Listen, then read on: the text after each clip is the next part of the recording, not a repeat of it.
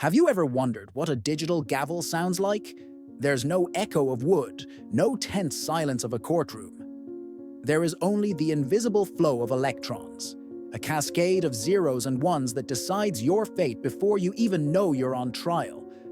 A verdict is rendered, not by a jury of your peers, but by an algorithm trained on a past that was never fair. This is the new justice, silent, swift, and merciless. It doesn't wear a blindfold to symbolize impartiality. Its eyes are blinded by the very arrogance of its creators, who believed they could program wisdom and erase bias with a few lines of code. But what happens when the code inherits the sins of its masters? What happens when a rounding error on a distant server translates into the destruction of a human life? The terrifying truth is that it's already happening. In cold cells and broken homes, how the victims of automated justice are not statistics. They are people, and their sentence was delivered in a language they cannot understand, by an entity they cannot confront. The machine is already judging, and the first defendant in its sights is our own humanity. Imagine a map of your city. Now, imagine an algorithm starts painting certain areas red, marking them as high-risk zones. More police are dispatched to these areas. More patrols, more stops, more arrests for minor offenses. Over time, the arrest data from these areas increases. The algorithm, fed this new data, sees its prediction confirmed. I was right, it seems to say, that area is indeed dangerous. So it paints it an even darker shade of red. This isn't science fiction. This is the feedback loop behind predictive policing systems, a technology deployed in cities worldwide. It's a vicious cycle, a self-fulfilling prophecy that turns prejudice into mathematics. The algorithm isn't predicting crime, it's predicting where the police will look for it. And since police have historically over-patrolled minority and low-income neighborhoods, the machine learns to do the same, but with the dangerous veneer of objectivity. It's a ghost from the past, haunting the present, dressed in the cloak of innovation. The system isn't broken. It's working exactly as designed, perpetuating discrimination with an efficiency no human could ever achieve. Many believe that data is pure, numbers, facts, immutable truths. But this is a dangerous illusion. Data is not mined from the earth like a precious mineral.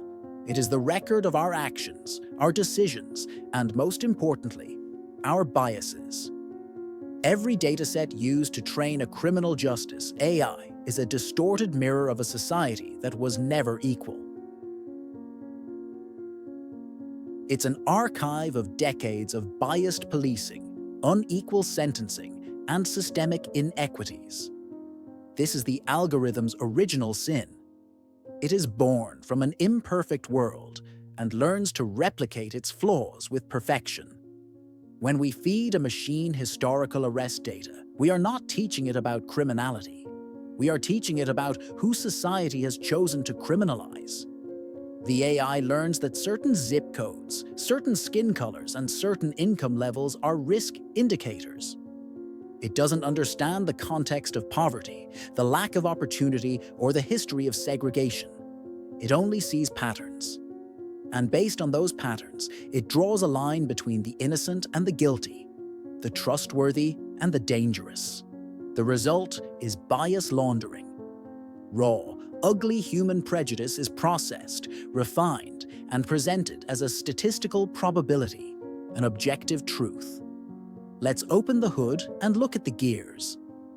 Many of these systems, like the infamous COMPAS in the United States, are at their core classification models.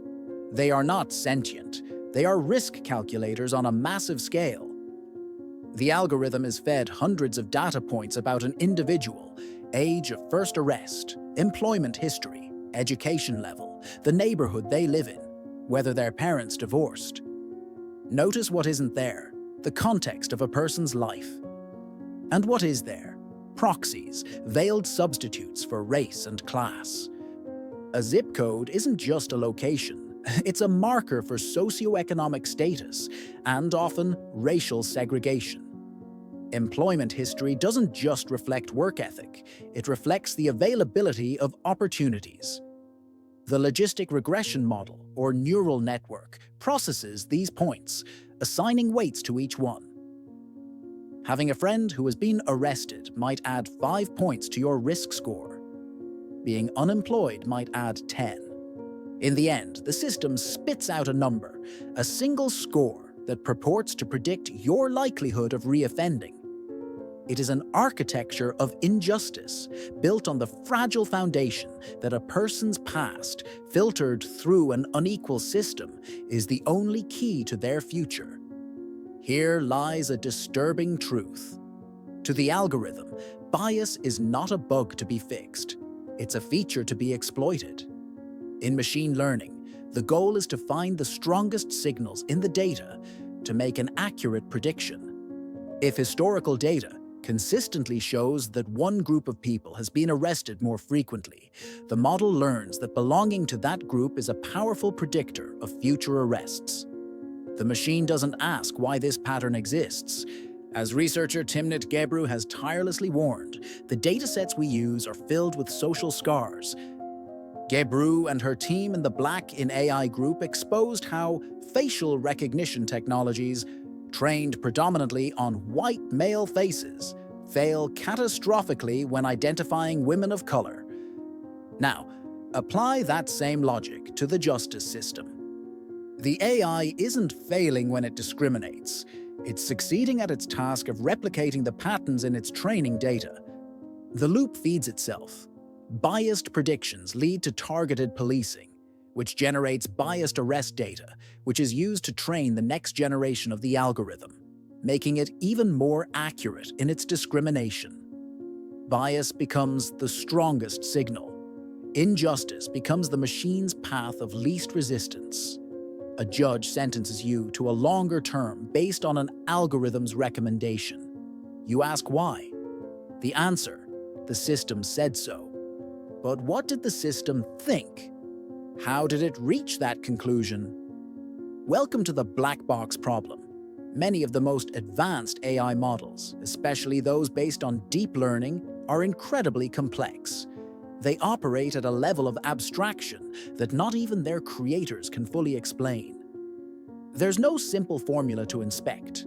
There's only a web of artificial neurons with millions of interconnected parameters. How can you appeal a decision that cannot be explained? How can a lawyer defend their client against a silent, impenetrable accuser? This is a direct assault on a pillar of justice, the right to due process. Justice cannot be a black box. It demands transparency, accountability, and the ability to challenge evidence. The quest for explainable AI, XAI, is an attempt to remedy this, to create models that can provide a rationale for their decisions. But for now, we are delegating life or death decisions to systems that offer us certainty without clarity and power without accountability. Proponents of these systems talk about accuracy rates. The model is 85% accurate, they say. But let's talk about the other 15%. In a system that processes millions of people, 15% is not a margin of error. It is a slow-motion human catastrophe. Imagine Robert, a man who served his time, rebuilt his life, found a steady job, and reconnected with his family. He goes to his parole hearing, and an algorithm flags him as high risk. Why?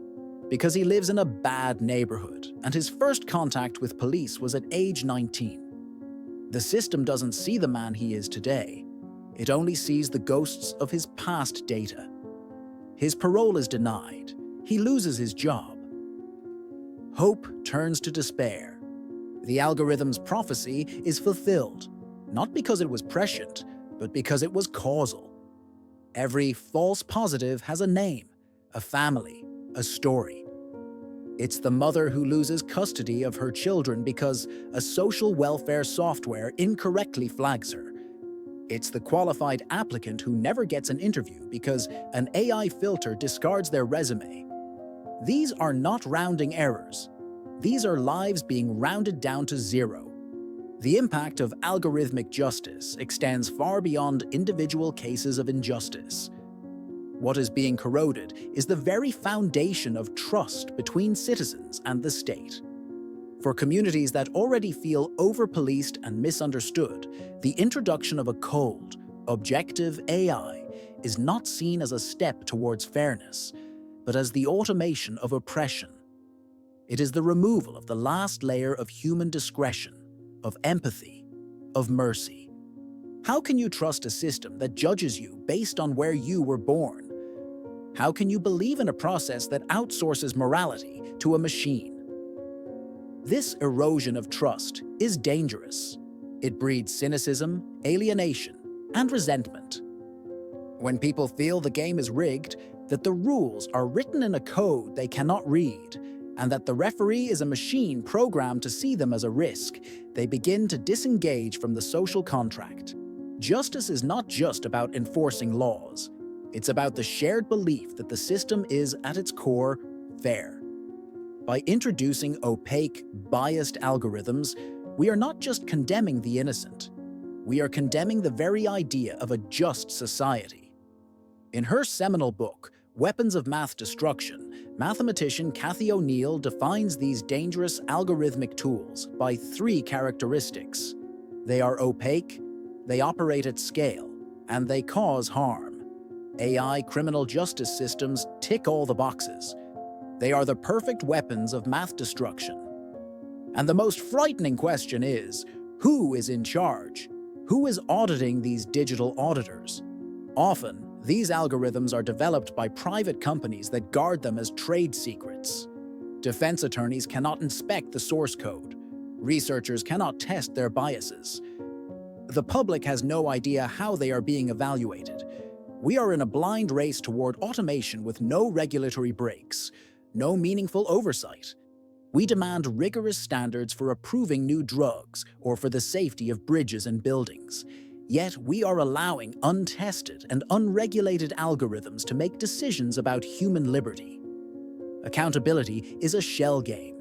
The company says it only provides the tool.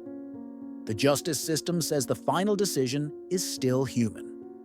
And the human, overloaded and swayed by the machine's recommendation, ends up following the path of least resistance. And in this accountability vacuum, lives are destroyed. If the current trajectory continues, the future that awaits us is a silent, efficient dystopia. Forget images of robocops on the streets. The real threat is more subtle. It is a future of predictive imprisonment, where your life path is mapped at birth by an algorithmic risk score. Imagine a world where your access to credit, education, housing, and employment is determined by this score. A world where children are tracked from preschool and preventative interventions are triggered based on their data profile. A world where parole is decided by a sensor monitoring your tone of voice for aggression. This isn't about predicting crime. It's about controlling behavior on an unprecedented scale.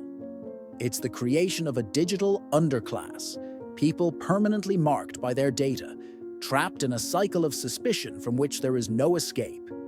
The singularity we should fear is not that of a conscious superintelligence, but the singularity of a total control system, where every deviation from the predicted norm is detected, flagged, and corrected. It is the engineering of a perfectly ordered society at the cost of our freedom, our spontaneity, and our chance for redemption. But the darkness does not get the final word. Amidst the advance of the tyranny of code, a quiet rebellion is growing. It is a rebellion led by researchers like Timnit Gebru and Cathy, who refuse to stay silent. It is fought by civil rights lawyers who sue governments over the use of black box algorithms. It is driven by community activists who organize and demand algorithmic transparency and accountability. They are fighting for mandatory independent audits of all AI systems used in the public sector. They are demanding the right to an explanation, the ability to understand and contest automated decisions. They are building alternative tools, AI models that are designed to be fair, transparent, and human-centric. The solution is not to abandon technology, but to master it.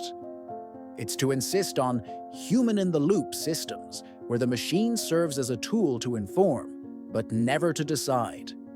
It is to recognize that efficiency can never be more important than justice, and that complexity can never be an excuse for oppression.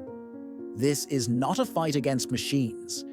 It is a fight for the soul of our society in the digital age. It is the assertion that our values are not to be coded, but to be defended. In the end, artificial intelligence is two things at once. It is a hammer, and it is a mirror. As a hammer, it is a tool of immense power. It can be used to build a more just and efficient world, or it can be used to demolish the foundations of human liberty and dignity. The choice of how we wield this hammer is ours. But, perhaps more importantly, AI is a mirror. It holds no biases of its own. It reflects ours. Every flaw, every injustice, every discriminatory outcome we see in an algorithm is a reflection of a flaw that already exists within us, in our data, in our institutions. Cathy O'Neill gave us the warning about the weapons we are building. Timnit Gebru forced us to look at the cracks in the mirror, at the faces it refuses to reflect. The machine is not condemning us. It is showing us how we already condemn each other. And now, looking into this digital reflection of our society, the final question is not for the machine. It is for us. Will we be content to polish the mirror to hide the imperfections, or will we have the courage to fix the reality it reflects? Will we continue to build hammers for others, or will we finally use these tools to rebuild ourselves?